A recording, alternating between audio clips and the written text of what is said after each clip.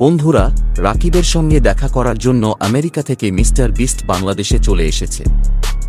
শুধুমাত্র বাংলাদেশের এক নাম্বার ব্লগার রাকিব হোসেনের সঙ্গে দেখা করার জন্যই সে এসেছে। রাকিব হোসেন এতটাই ফেমাস হয়ে গিয়েছেন যে বিশ্বের এক নাম্বার ইউটিউবাররাও তার সঙ্গে দেখা করতে আসছে। বন্ধুরা, তোমরা কি খবরটা জানতে? না জানলে কোন সমস্যা নেই, আজকের ভিডিওতে সব জানতে পারবে। বন্ধুরা, চ্যানেলে নতুন হয়ে থাকলে অবশ্যই সাবস্ক্রাইব করে পাশেই থাকবেন।